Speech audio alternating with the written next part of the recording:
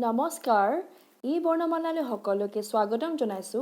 আজি আমি আলোচনা কৰিম প্ৰেজেন্ট পাৰফেক্ট টেন্স আৰু পাষ্ট পাৰফেক্ট টেন্সৰ বিষয়ে ইতিমধ্যে আগৰ ভিডিঅ'সমূহত আমি টেন্সৰ বিষয়ে আলোচনা কৰি আছো আৰু যদিহে আপোনালোকে ভিডিঅ'সমূহ চোৱা নাই তেনেহলে ডেসক্ৰিপচন বক্সত লিংক দিয়া আছে চাব পাৰিব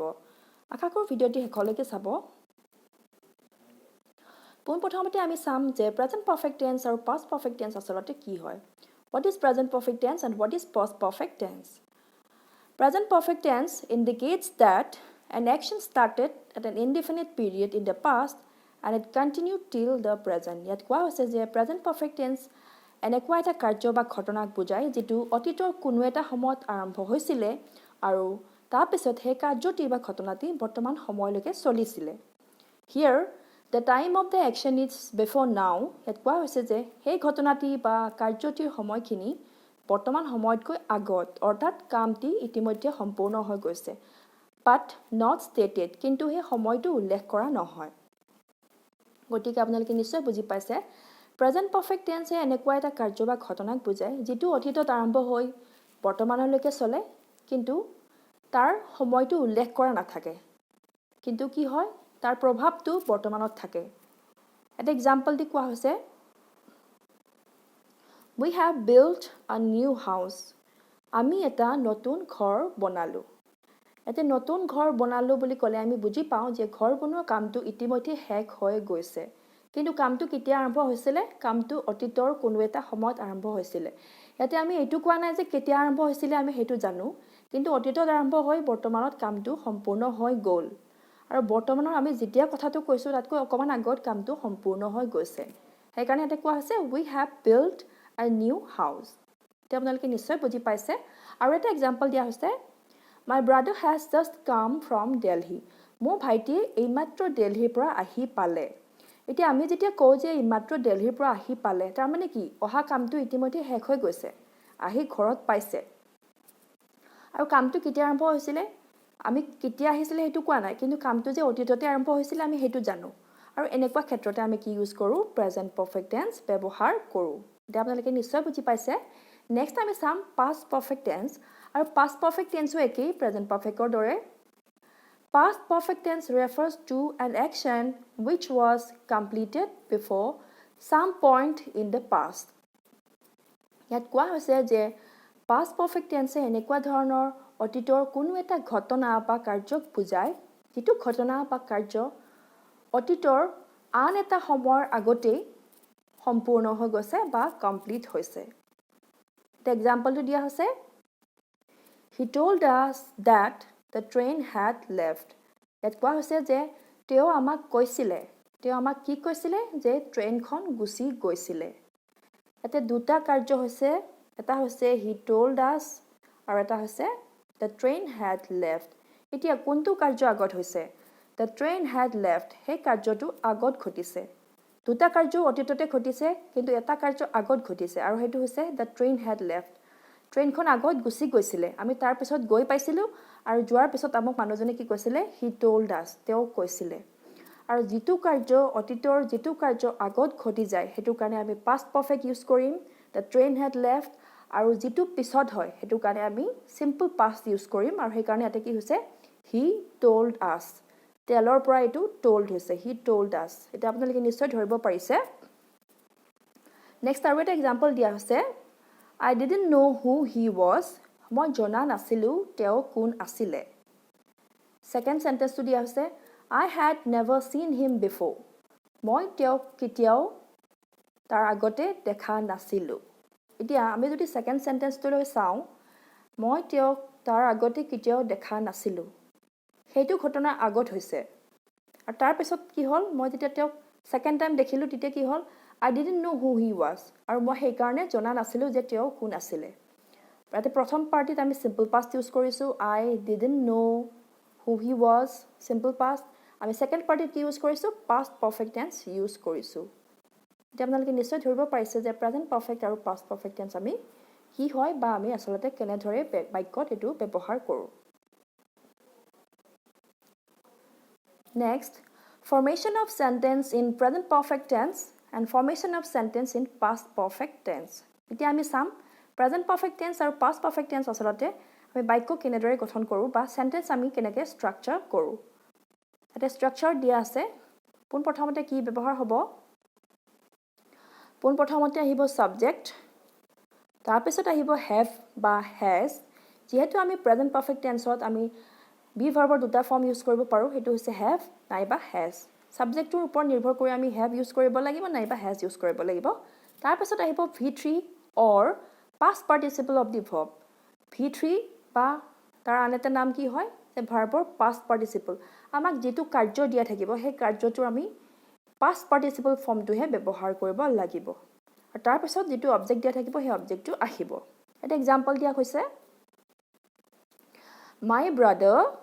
has written the letter ইয়াতে my brother হৈছে doer of the action my brother এ কামটো কৰিছে সেইকাৰণে subject হৈ গ'ল তাৰপিছত আমি কি লিখিছো has ইয়াতে আমি has কিয় লিখিলো কাৰণ যেহেতু my brother কি হয় third person আৰু singular number তৃতীয় পুৰুষ একবচন সেইকাৰণে তাতে has হৈছে যেতিয়া তৃতীয় পুৰুষ একবচন হয় তেতিয়া has হ'ব my brother সেইকাৰণে my brother has আহিলে তাৰপিছত যেটো right verb আছিলে আমাক যেহেতু লিখাৰ কথা কৈছে লিখা right verb টি যেটো আমি past participle বা v3 হেতুহে ইউজ কৰিব লাগিব আৰু সেইকাৰণে write wrote written ইয়াতে কি হৈছে written form টিহে আমি ইউজ কৰিছো written তাৰপিছত কি হ'ল অবজেক্টটো লিখা আছে the letter নিশ্চয় বুজি পাইছে my brother আহিলে subject আমি third person singular number তৃতীয় পুৰুষ একবচন সেইকাৰণে আমি has ব্যৱহাৰ কৰিছো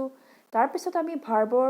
past participle ফৰ্মটো ব্যৱহাৰ কৰিছো right ভাৰ্বৰ past participle হয় written সেইকাৰণে আমি written লিখিছো আৰু তাৰপিছত আমাৰ যিখিনি লিখা থাকিব যিখিনি কোৱা থাকিব অবজেক্ট আমি সেইখিনি ব্যৱহাৰ কৰিছো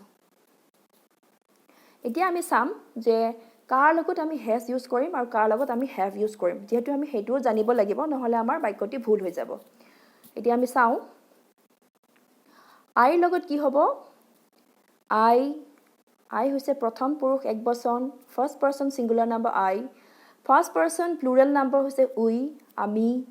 মই আমি তাৰপিছত আহিলে তুমি বা তোমালোক second person plural number second person singular number দ্বিতীয় পুৰুষ একবচন দ্বিতীয় পুৰুষ বহুবচন তুমি তোমালোক দুয়োটাতে তাৰপিছত আহিলে they third person plural number আৰু তাৰ লগত আমি কি ইউজ কৰো আমি সদায় have ইউজ কৰো আমি যাতে have ইউজ কৰিব লাগিব I we you they তাৰ লগত আমি have ইউজ কৰিম তাৰপিছত third person singular number যিকেইটা থাকিব he তেওঁ she it এইটো বা যিকোনো আমি মানুহৰ যদি নাম থাকে কাৰোবাৰ এজন মানুহৰ নাম থাকে তেনেকুৱা ক্ষেত্ৰত আমি কি কৰিম তাৰ লগত আমি has ইউজ কৰিব লাগিব তে আপোনালোকে নিশ্চয় বুজি পাইছে I we you they লগত have আৰু যিকোনো third person singular number থাকিলে হেতুৰ লগত has হ'ব এখিনি হৈছে have আৰু has ৰ মাজত কোড ইউজ কৰিব লাগিব হেতু আমি নেক্সট আহিছো formation of sentence in past perfect tense এতিয়া আমি চাম যে past perfect tense আমি কেনেদৰে কি কৰো sentence আমি গঠন কৰো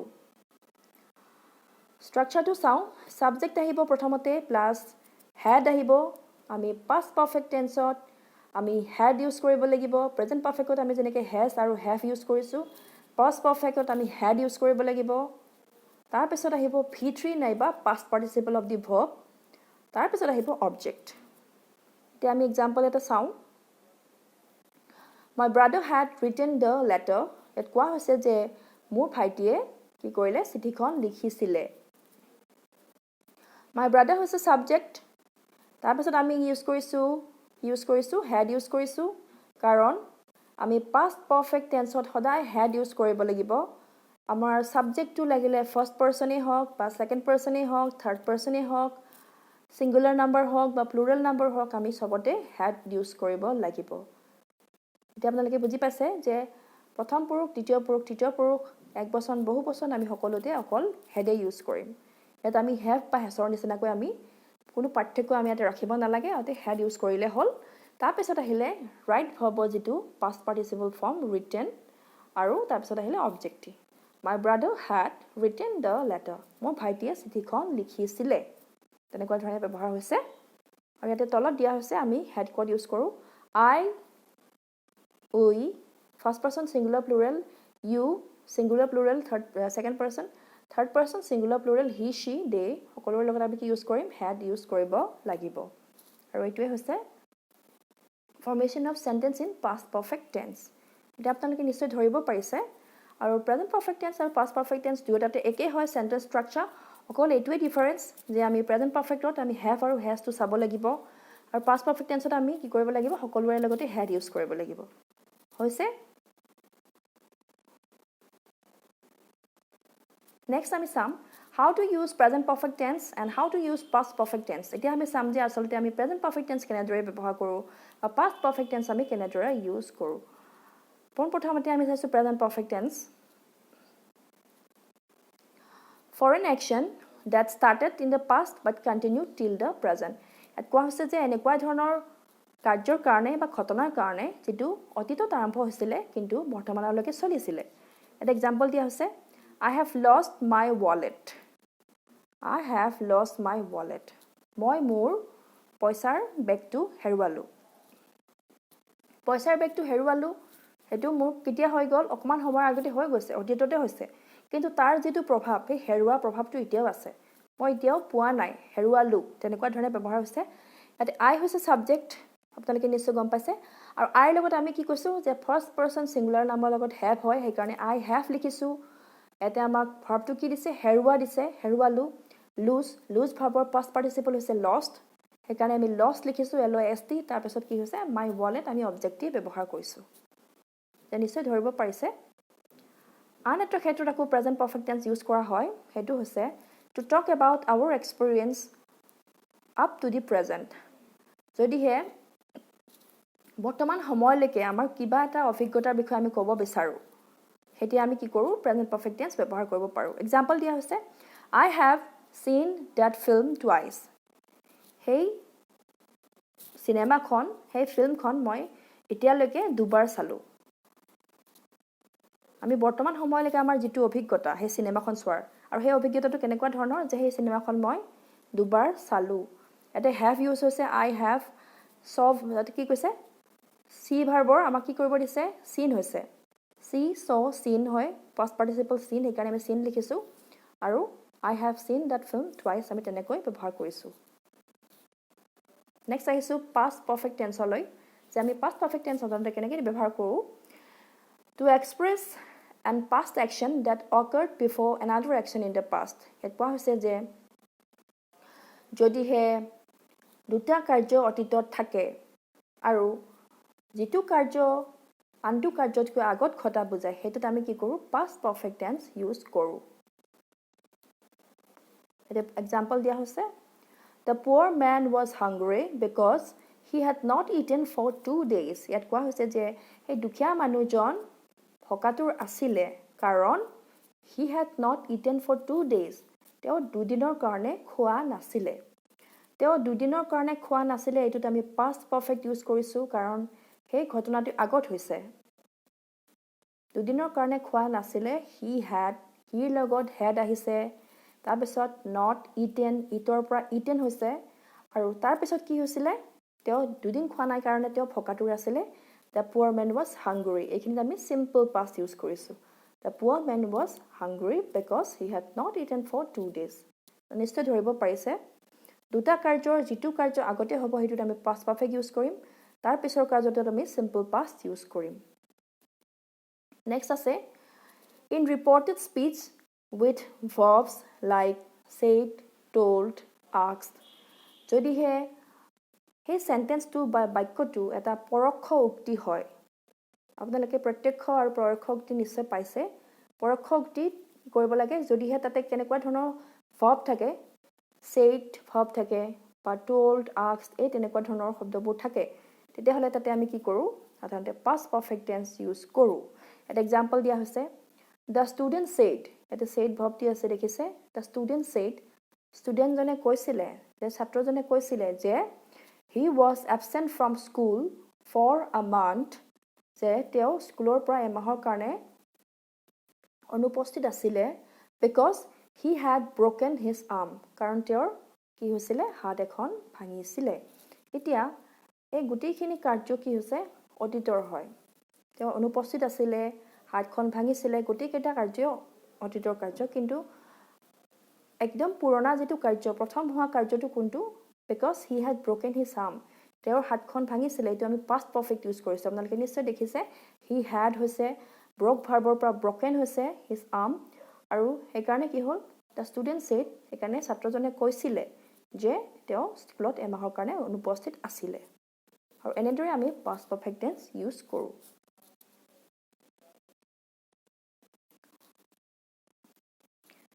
এতিয়া আপোনালোকে নিশ্চয় ধৰিব পাৰিছে এতিয়া আমি কেইটামান সেন্টেন্স চাও তেতিয়া আপোনালোকে আৰু ভালদৰে বুজি পাব question লিখা আছে rewrite the sentences in present perfect tense or past perfect tense ইয়াত কোৱা হৈছে যে